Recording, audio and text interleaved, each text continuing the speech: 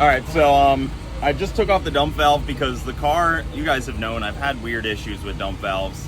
I've tried different parts, I've tried different things, and it just feels like maybe the dump valve is the issue. Unfortunately, I can't test it until I'm going down track because I need to like have load on the car actually accelerating. You can't just get on the two-step and know it's the dump valve. So I took off the dump valve, capped it off. It'll still get up on the trans brake just fine. It's not an issue there, but I think pressure is bleeding out of the converter through the dump valve. So when I'm going down track, it's like it's got no load on it and it's just accelerating through the gears too quickly. So that's my inclination of thinking the dump valve is an issue. I can still race this whole event without a dump valve. I can never put the dump valve back on there and be fine.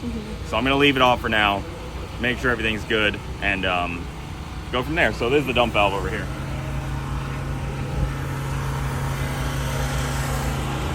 So this is the external dump valve. This is what pulses. You open and close this, and these O-rings have been known to go bad. So maybe I'm just losing some pressure through there. I don't know. I mean, these two parts weren't exactly designed together, so that could be part of my issue. Hopefully it works now, though. Hopefully. We'll know in Q2 we're going into.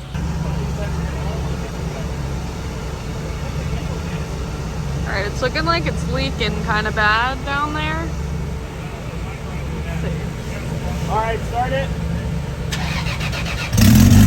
Alright, turn it off. Alright. Let me see your hand. Oh no. What is it? What's leaking? Trans fluid. Trying to tighten the bolts, but they're very inaccessible. Okay. So that's always fun. It is fixable though? You know, it's fixable, but it's not fun. Alright. Well, I guess most race cars, the fun is usually like 5% of owning a race car. The rest is just struggle, hard work, and feeling like an idiot most days. Maybe that's just my experience. You got this. Good thing I'm just a driver. I don't have to work on anything. That's Just true. Drive for Cooper. Oh man, I hope that thing breaks and you have to work on it. I hope not. Don't say that. I don't know.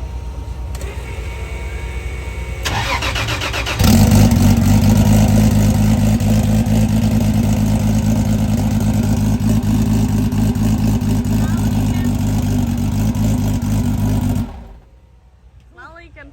Not leaking. Good job. That was a pain in the butt. Yeah. I was gonna say something a little more vulgar, but I forget there's small children that watch this.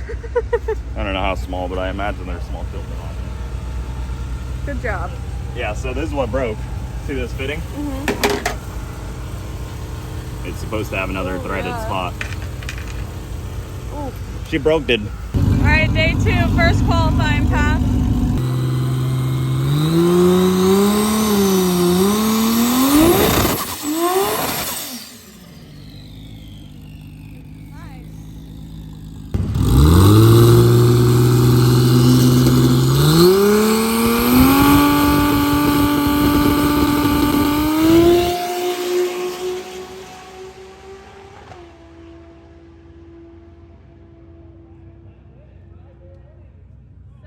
At 173. All right.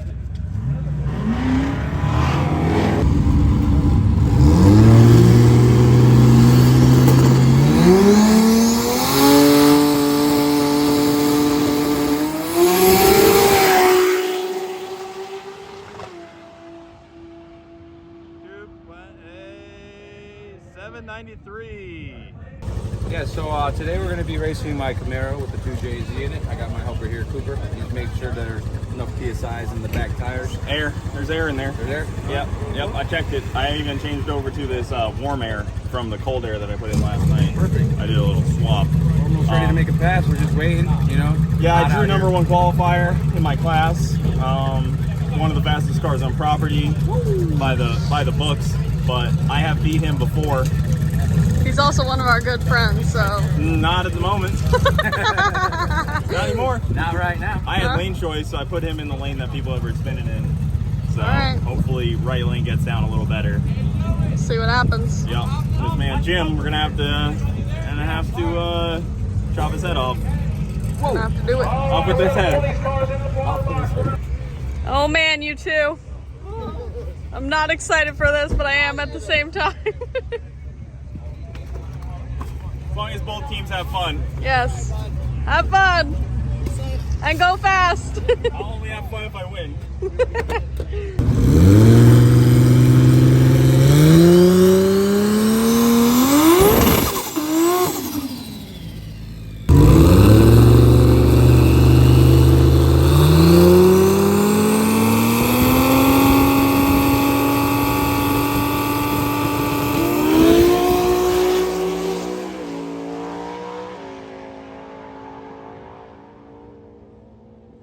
Nice, Jim. 7.3 at 188. Yeah, the Hey, car's bud. been really unhappy. Yeah. I mean, you can see that all these last 2 days. The car's just been acting super funky. Yeah, something's wrong with it. Something needs to be figured out because once I got up on the brake, I knew it was wrong. It wasn't like. I was like, we're not on the brake, Yeah. but I'm gonna stay here because Jim might spin. Yeah, right. That was my Like, thought. there's I was a like, shot. I'm gonna go until I know that he didn't spin, Yeah. and then I was gonna get out of it because Yeah. I was like, I know something's not right, and I Yeah. think it's not right with the boost controller. His Jim's pass was killer though. Yeah, exactly. And that was my plan. I was like, well, if he spins, then I'll, Try I'll and do figure what I something can. out. Yeah. But I didn't see him come back yet. he was picking up his chute. Oh, gotcha. Well, we still got one more dog in this fight. We do. Oh yeah, we gotta go up there. Yeah, I'm about to walk up. Okay, cool. Right up. Well, Camaro. Yeah, it needs some TLC before Texas. Yeah. This was a good test session that sure. helped me work out some bugs and whatnot. Yeah. But yeah, I mean, it needs to. I think we had some boost controller issues, and I think it just needs fresh boost controllers Yeah. and just check over all that stuff. I mean, they are 2 years old. Everything's pretty. Good job, Jim. Yeah, good job, Jim. Hopefully he takes this win. Yeah. Yeah. Well, it is what it is. Let's go watch Sketchy. All right. All right, guys, you can see that was a lackluster video. I was fighting with things all day. I never even pulled the chute on that 790 pass because it just felt so slow. It felt like it had no boost to it. It was just kind of like putzing down track. And I think I have my issue pretty narrowed down. I'm almost 100% sure my issue is somewhere in the CO2 boost control. So the way that it works is the CO2 goes through the MAC valves and onto the top of the wastegate. And when we command boost with the ECU, it puts pressure on top of the wastegate, shuts the wastegate, basically faking manifold pressure until manifold pressure can catch up.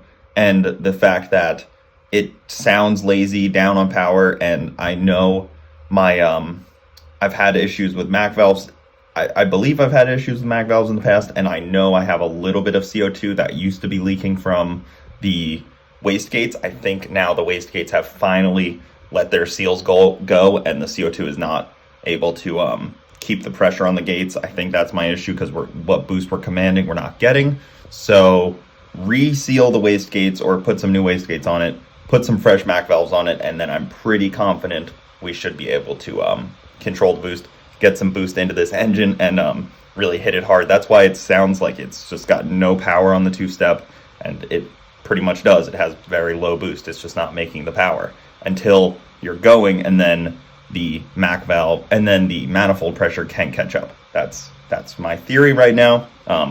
And before TX2K March 16th, gonna put some new parts on it, go out and test it again, and we should be good to go. So that's the plan as it sits, and that's what I'm thinking. So ready to get this car back going fast. I mean, it did go 790 even with all those issues with like a 127 60 foot. So with working things, we should be able to go faster. But the way I think about it is these have been on there for 2 years, basically untouched. So they're all wear items at this point. Everything on a race car is a wear item, and I'm finally getting to that point of everything's a wear item. So let's get this thing fixed and get back to the track. Thank you guys so much for watching. Keep it saucy. I'll see you next time.